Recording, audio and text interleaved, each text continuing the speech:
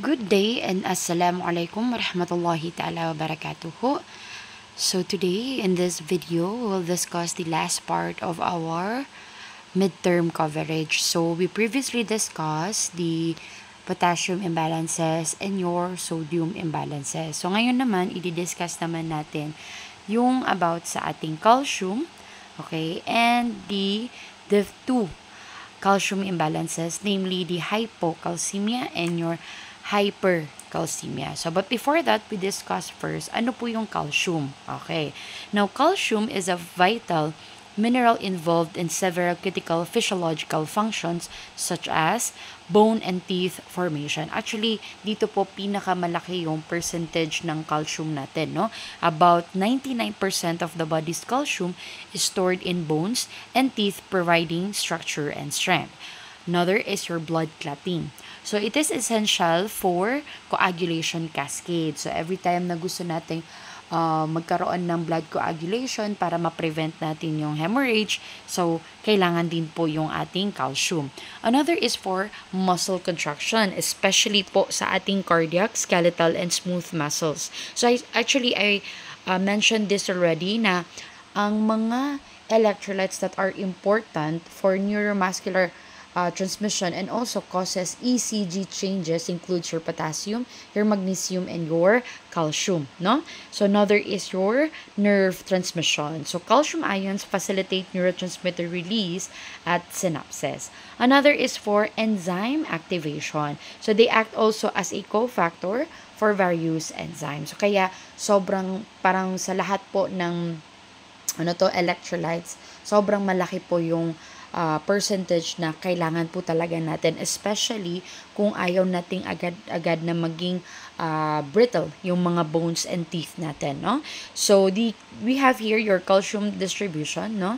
So again, about 99% in bones and teeth, mostly as hydroxyapatite crystals, okay? And 1% lang po nasa extracellular fluid sila, in which itong serum calcium na ito, itong 1% na to, divided into 3. So, 50% nun is yung ionized, diba?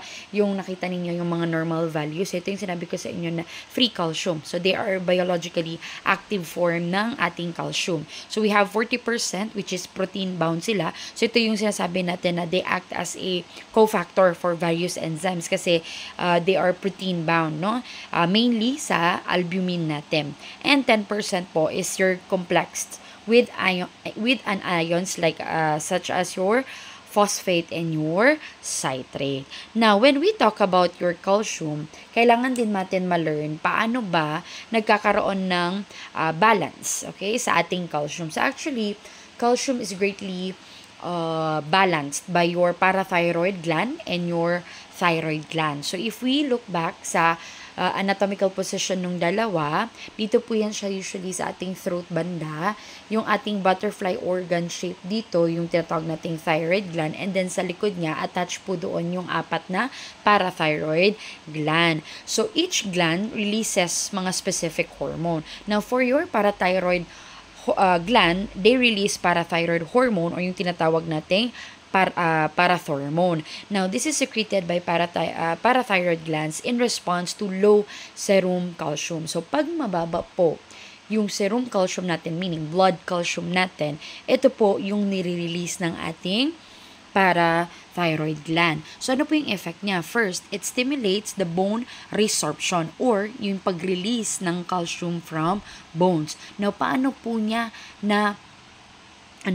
nare-release po yung calcium natin. So, syempre, magba-breakdown yung mga bones natin. In which, pag mag-breakdown po sila, lalabas yung calcium. Another is increases renal tubular reabsorption of calcium. So, hindi na po masyadong increased yung urination natin ng calcium. Instead, mas magliles, no, yung excretion ng calcium. Another is, it stimulates activation of vitamin D in the kidneys. So actually, we have what we call vitamin D. So I think you're very familiar with vitamin D because this is one of the fat-soluble na mga vitamins natin. However, our body contains a lot of vitamin D in active form, which is what we call calcitriol. So, nasa kidneys po yan siya. And every time po in-need po tayo ng calcium, so nirelease po yan siya para ma-activate po natin. So, another is your vitamin D or calcitriol. So, ito po, it is also known as your one of the vitamin or nag-iisang vitamin po natin that act as a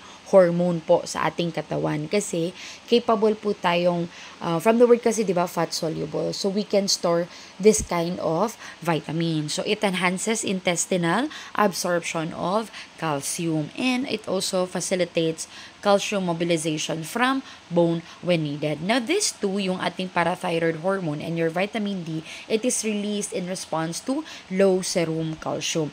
However, yung ating calcitonin or also known as your thyrocalcitonin, this is secreted by the thyroid gland when the serum calcium naman is high. So, pag mataas naman po yung calcium natin, ito naman po yung nire-release ng ating thyroid gland. So, ano po yung ginagawa niya? It inhibits bone resorption by osteoclasts, promoting calcium deposition in bone. So, dito po, so instead of osteoblast, pag sabi natin, pag osteoblast is formation, no?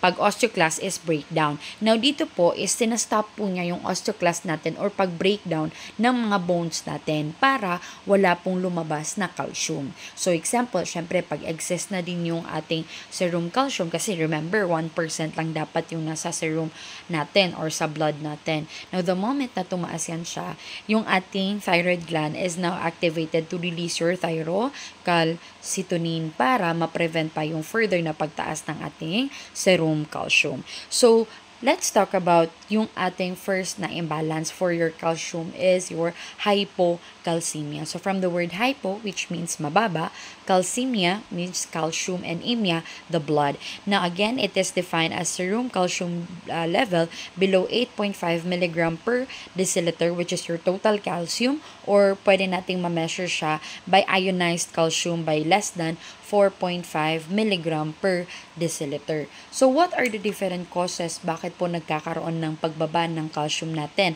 First, we have your hypoparathyroidism. Again, sabi nga natin, pag wala po yung ating parathyroid hormone, wala pong nare-release in absence of pag mababa po yung ating calcium. Now, kung wala yung parathyroid hormone, let's say, nagkaroon ng surgical removal or may sira talaga sa ating parathyroid gland, hindi na po sila nakaka-release ng parathyroid hormone. So, hindi ma-activate yung process ng bone resorption at hindi na po nailalabas ng mga bones natin yung calcium na meron sila.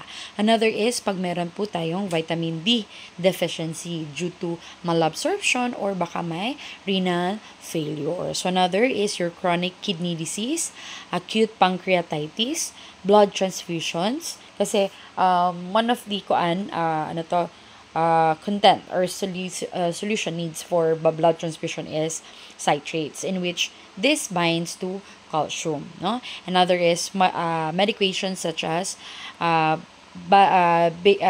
bis or bisphosphonates and phenytoin, and also magnesium deficiency. Now, sabi niyo, ma'am, bakit po bumababa or nagkakos po ng mababang calcium, okay?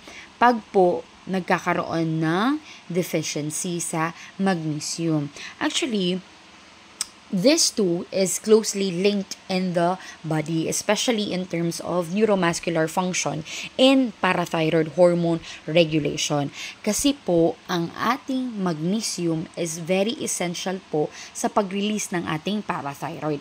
Now, pag wala po yung ating parathyroid, magnesium, or pag bumaba po yung ating magnesium levels, bababa yung ability ng ating parathyroid gland to release parathyroid hormone. So, it follows, pag wala wala yung or konti lang yung parathyroid hormone, so hindi po lumalabas ng maraming calcium yung ating mga bones, no? So kumaga nasa steady lang doon, walang nare-release sa serum calcium. So again, pag low yung magnesium natin, low yung secretion ng PTH natin, thus it will further decrease the serum calcium. Kaya nga po, pag po yung patient natin is hypo or may electrolyte imbalance na hypomagnesemia, it will follow na magkakaroon po siya ng hypocalcemia. Now, later on, malalearn din natin sa finals natin that somehow, yung signs and symptoms ng hypocalcemia and hypomagnesemia is magkapareho. The same din pag hypercalcemia and hypermagnesemia kasi yung relationship nila with regard sa ating parathyroid hormone regulation. Okay, so next we have here your clinical manifestations. So ano po yung mga iba't ibang makikita natin sa mga patient natin with decreased serum calcium. First, for neuromuscular irritability, nagkakaroon po ng paresthesias, no? So usually, or mainly dun sa fingertips or around the mouth. So we have also muscle cramps or tetany, or nagkakaroon po sila ng spasm. So another is yung actually classic to na signs and symptoms natin nakikita natin usually sa hypocalcemia and hypomagnesemia, your positive Trousseau sign and your Chvostek sign. So ano po yung difference nung dalawa? Now actually yung Trousseau sign, it is a sign of your latent tetany or yung tinatawag nating muscle spasm. So, paano po to? So, if itong sign na to nagkakos ng carpal spasm when your BP cuff is inflated. So, paano po ba to natetest? So, yung BP cuff po natin, okay, you will place it syempre sa ating brachial arm and then, or the upper arm, and then you will inflate it, no? Above the systolic levels. Usually, around 20 millimeter mercury. So, i-inflate mo siya about 20 on the upper arm to a pressure above the systolic level. So, example lang natin, about 20 millimeter mercury and above. Okay. So, pag ganun, pagka-inflate natin, steady lang natin. Hindi muna natin i-deflate. It will maintain for about 3 minutes. Now, if yung ating patient is nagkaroon ng carpal spasm or yung tinatawag nating carpopedal spasm, so paano ba natin makita yan? If nagkaroon ng flexion ng wrist or nagkaroon ng flexion ng ating metacarpophalangeal joints or nagkakaroon ng extension ng ating joints, extension ng ating fingers and adduction, okay ha? Adduction.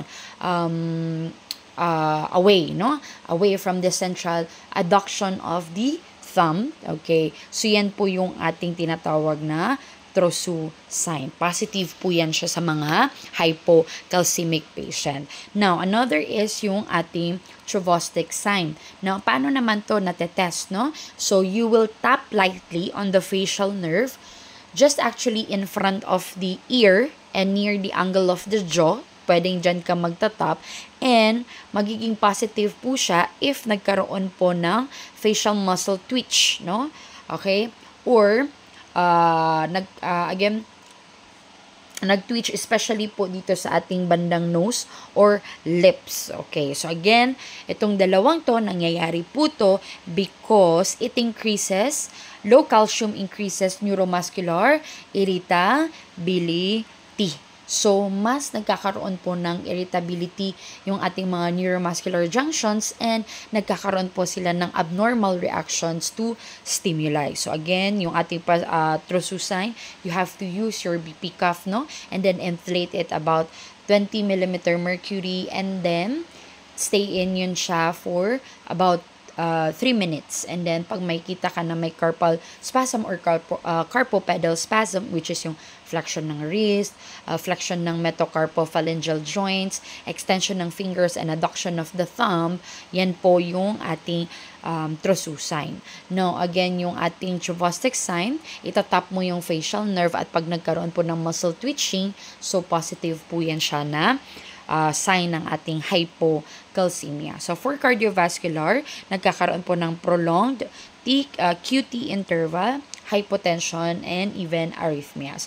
Other may include anxiety, irritability, even seizures, bronchospasm, laryngospasm in severe cases. Now, we have here, again, for diagnostic tests or diagnostic findings, ang total serum calcium niya is less than 8.5, or pwede po din tayong mag-base sa ionized calcium niya, which is less than 4.5 milligram per deciliter. Again, ang makikita mo sa ECG niya is nagkakaroon po ng prolonged QT interval. So, pwede din makita if pag mababa po yung ating low PTH levels, so mababa yung ating parathyroid hormone, so pwede din pong magsabi na kaya siya nagkaroon ng hypocalcemia due to the fact na mababa yung kanyang parathyroid hormone or pag mababa yung kanyang vitamin D levels. So we have here yung mild, moderate, and severe. Okay, no? So again, pag mild, 8 to 8.5, or yung dito po sa ionized calcium, nasa 4.4 to 4.5. So, which is the same to all imbalances. Usually, asymptomatic yung mga patient na ganito. But if ever man, very mild lang yung lalabas na symptoms. Such as dito, nagkakaroon po ng mild tingling sensation na po yung patient. Now, for moderate, nagkakaroon na po ng paresthesia, muscle cramps. Dito na po makikita yung ating Chavostek and your Trousseau sign. And also, pag severe na po, nagkakaroon na po ng tetany. Okay, we have your seizure and we have your laryngospasm. So, yung ating larynx, nagkakaroon na po ng uncontrolled spasm. So, magkakaroon po ng airway obstruction and cardiac arrhythmias. So, again, para lang mas klaro, no? Again, what is tetany? It is a condition characterized by increased neuromuscular excitability leading to involuntary muscle contraction, muscle cramps, spasms, and even seizures. Okay? So, what are the medical and nursing management sa mga patient nating hypocalcemic? First, administer oral or IV calcium. Depende po again sa level. Pag mild to moderate, usually oral. Pag tolerated ng ating patient. Pag naman severe, IV calcium. So, correct calcium deficit. Usually, preferred natin yung ating IV gluconate na binibigay. So, another is, pwede din tayong mag-administer ng vitamin D pag ang cause po niya is vitamin D levels, kaya po bumaba yung kanyang calcium, so to facilitate calcium absorption. Another, monitor ECG to detect any cardiac arrhythmias. Seizure precaution is very important to prevent any injuries, no? Educate patient on diet rich in calcium. So, ano po yung mga rich calcium? Actually, yung mga go foods. Pag sabi natin agro foods, no? Yung mga milk, dairy products, okay, green leafy vegetables, and also monitor magnesium level. Sabi nga natin, pag mababa yung level of magnesium natin, bababa yung pag-release ng parathyroid hormone, bababa yung ating serum calcium. So, you correct your hypomagnesemia which can worsen the hypocalcemia. So, monitor airway and respiratory status kasi nga sabi nga natin kanina, pwede po magkaroon ng laryngospasm yung ating patient and also bronchospasm. So, again, we have here your mnemonics or memory aids. So, for your signs and symptoms, just remember CATS. And for your hypocalcemia na mga causes, just remember low calcium. So, KATS, which is C, convulsions, A, arrhythmias, T, tetanies, and S, spasm and stridor. No? When you listen for the, they call this lang sounds, nagkakaroon po ng stridor yung ating patient or stridor. And then, for your low causes, we have low calcium, low parathyroid hormone, oral intake inadequate due to alcoholism, bulimia, okay, wound drainage, especially sa GI system, kasi syempre, doon po mainly nagkakaroon po ng absorption ng calcium. So, pwede pong mag-decline yung ating absorption ng calcium if nagkakaroon po tayo ng wound drainage dyan. And then we have also your celiac and Crohn's disease, which are types of problem in your small and large intestine that causes malabsorption. And then we have your acute pancreatitis, low vitamin D levels, your chronic kidney disease, or excessive excretion of your calcium. We have your increased phosphorus levels in the blood. Now, ang dito naman is yung relationship ng ating, what do you call this, phosphorus and your calcium. Okay? So, kung si calcium at si magnesium, pag mababa si magnesium, bababa si calcium. So, dito is, they are inversely proportional. So, meaning, pag bumaba si,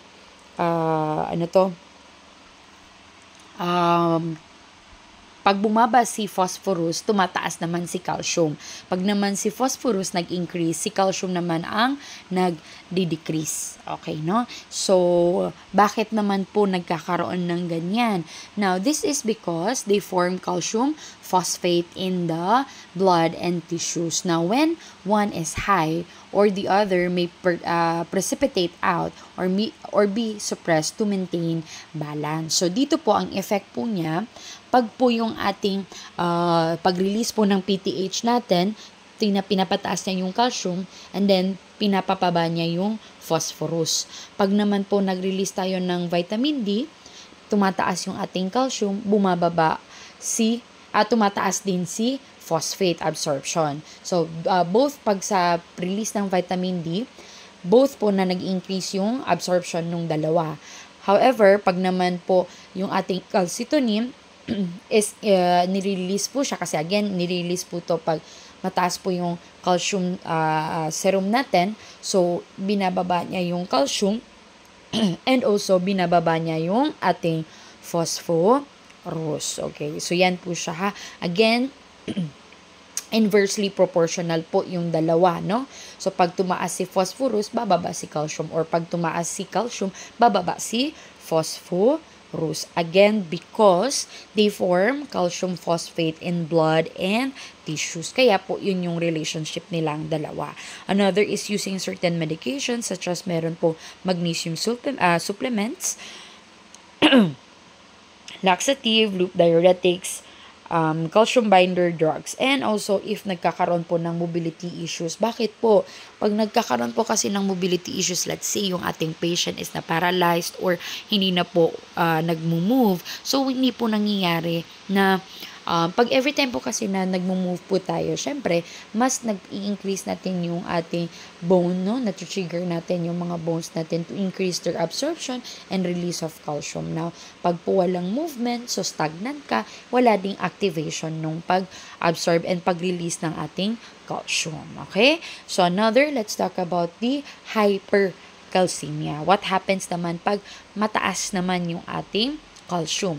Again, hypercalcemia is defined as serum calcium above 10.5 mg per deciliter. So, this can be life-threatening if severe due to cardiac and neurologic effects, no? So, ano po yung causes niya? So, syempre, opposite doon kanina. If kanina is hypo para thyroidism, dito naman hyper para thyroidism, which is actually, this is one of the most common causes. Bakit po nagkakaroon ng hypercalcemia yung ating patient? Another is malignancy. So, let's say nagkaroon ng bone metastasis or multiple myeloma. So, if ever ganun, laging nagkakaroon ng bone resorption, nagkakaroon ng osteoclast, so nababreakdown yung ating mga bones, release sila ng calcium sa ating blood. Another is excessive vitamin D or calcium intake. We have prolonged immobilization, thiazide, diuretics, and your sarcoidosis. Okay? So, ano po itong sarcoidosis?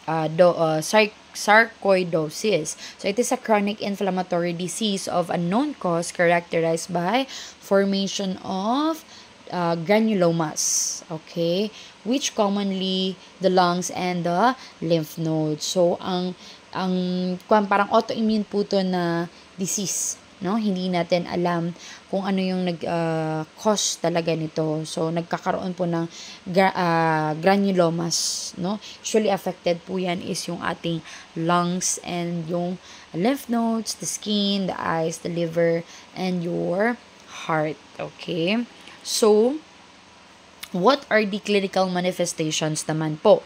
ng ating mataas yung ating calcium. So, meron po tayong muscle weakness, lethargy, fatigue, hyporeflexia, cardiovascular symptoms such as shortened QT interval. Kung doon po sa hypocalcemia is prolonged, dito po ay shortened, nagkakaroon po ng hypertension and arrhythmias. So, nagkakaroon po ng nausea, vomiting, constipation, abdominal pain, and then polyuria. So, ihi ng ihi yung patient natin, kaya nagkakaroon ng dehydration or even kidney stones. Kasi actually, pag too much po kasi yung ating calcium sa blood, pwede pong mabuo to as kidney stones. So, pag po nagkaroon ng kidney stones, magkakaroon po ng blockage sa ating,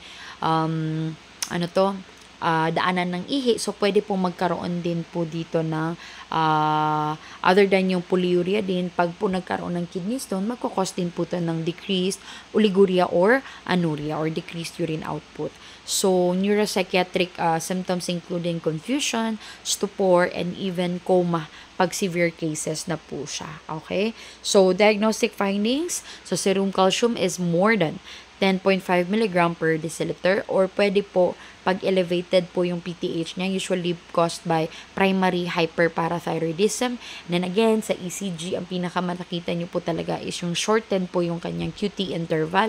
And pwede pong elevated yung kanyang serum phosphate or low ang kanyang, what do you call this, your low phosphate, no? So, nakadepende po yan siya. Okay? Dependent on the cause, kung ano po yung main reason niya.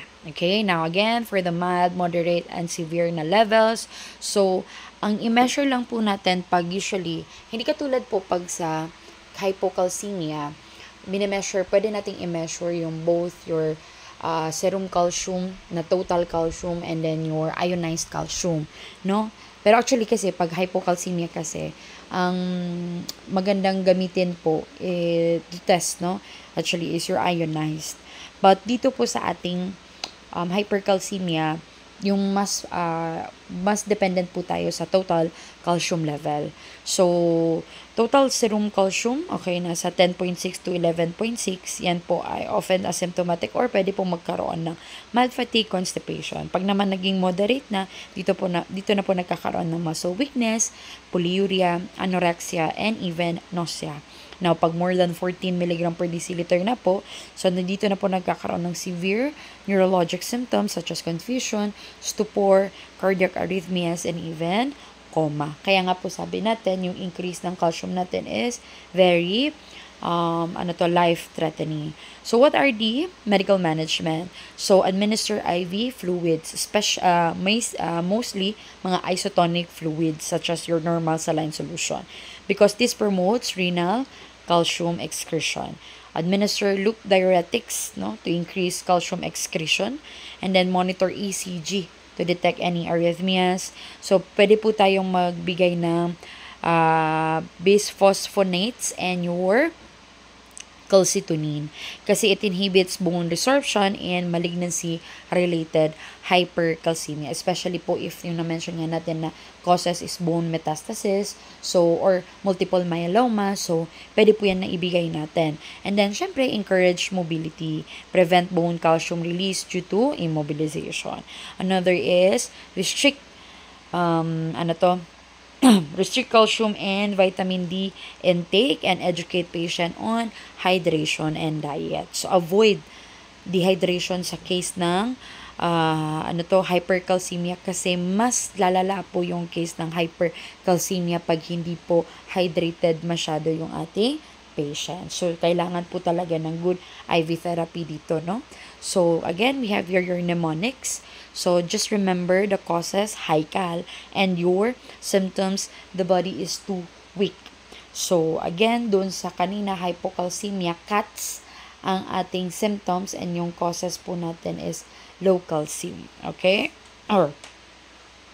So, we have here your hyperparathyroidism, increased intake of calcium, glucocorticoids. Okay, bakit po? It suppresses calcium absorption. Okay? Hyperthyroidism, so hindi na siya na-absorb, sa serum siya nalalagay. Hyperthyroidism, we have calcium excretion is decreased due to diuretics na ginagamit na hindi na-release masyado yung ating calcium, renal failure, or baka may bone cancer. So adrenal insufficiency such as your Addison's disease. So remember, adrenal gland, nagre-release po yan siya ng antidiuretic hormone, aldosterone. So hindi po yan, pag hindi po yan mag-release, magiging poor or hindi magiging maganda yung eliminate ng ating mga wastes, no, or urine. And then we have your lithium usage. Bakit po? Kasi nakaka-apekto po siya sa ating parathyroid gland. Again, signs and symptoms of your hypercalcemia, the body is too weak. W stands for weakness of muscles. E, EKG or ECG changes. A, absent reflexes and mind, which is disoriented or nagkakaroon po ng stupor yung ating patient or even coma. Abdominal distension from constipation. And also, pwede po magkaroon ng kidney stone formation. So, yan po yung ating hypercalcemia. Now, overall, yung dalawang imbalances po, ano po yung kailangan nating mga common or general nursing management. So, syempre, monitor neuromuscular and cardiovascular status closely, no? Kailangan po talaga ma-monitor natin kasi nga, again, this is one of the electrolytes that really controls your, or malaki po yung impact niya sa cardiovascular status natin, at the same time, the neuromuscular status natin. Assess for any signs of tetany and hypocalcemia and weakness or confusion in hypercalcemia. So, dito pwede natin gamitin yung inyong, what do you call this? Glasgow Coma Scale, motor function test, mga neurological test, kasi part po to ng naapektuhan ng ating hyper or hypocalcemia. So, educate patient on medication adherence and dietary modification, especially po yung mga tao na hindi po mahilig uminom ng milk, no, or anything na dairy products, kasi masyado namang vegetarian, so wala po masyadong nakukuhaan ng calcium. And also monitor laboratory values frequently to evaluate treatment effectiveness. So dito po pwede nating i-monitor, other than yung serum calcium mismo nila, pwede nating i-monitor yung levels of magnesium nila. So again, pag mababa si magnesium, mababa si calcium. Pag mataas, mataas si calcium. Another also your phosphorus. Pag mataas si phosphorus, mababa si calcium. Pag mababa si phosphorus, mataas si calcium. So, yan yung mga pwede nating i-monitor, no? So, yung mga patient natin na merong hyperphosphatemia, hypophosphatemia, meron din po siyang effect sa ating calcium. The same with your hypomagnesemia and hypermagnesemia, meron po din siyang effect sa ating calcium level. So, yan po yung mga iba't ibang pwede nating i-monitor sa ating mga patient. So, alhamdulillah, we're done with the last part of our midterm exam. So, please do study again the three electrolytes with their imbalances. So, a total of 6 imbalances. So, we have your hypernatremia, hyponatremia, hypercalcemia, hypocalcemia, and hyperkalemia, and hypokalemia. So, you may study yung mga pathophysiology tracing natin. May ibang section na hindi po ako nakapag activity. Meron naman po mga section na nakapag-activity po ako. Basta mag-study po kayo kasi pwede po na lumabas sa exam is magpagawa ako ng isang imbalance out of yung 6 na yon or 2 na pathophysiology tracing ninyo. So, it may be included. So, again, ako na yung magagrado doon kasi syempre it is individualized and depending on your understanding. Also, the same nung last lang, mayroong mga objective na mga questions, pero mostly, mas marami ngayon sa midterm, mas marami po yung mga board type questions para mas masanay kayo. So, nasa 100 to 120 items yung ating exam, inshallah. So, please do study, especially po sa mga students na medyo poor yung naging performance during prelim, para hindi po tayo maging lagapak sa susunod na or sa subject na ito. Sayang din yung 2 units ninyo pag hindi nyo po galingan. Okay? So again, thank you for watching this video. So yung mga iba po na mga sinabi ko po, please do take note of that one kasi hindi po siya na-include sa PPT. It was mentioned. So I hope na nagta-take note po kayo while watching for this video. So again, thank you. I hope you understand everything. Thank you and wassalam. Assalamualaikum warahmatullahi ta'ala wabarakatuh.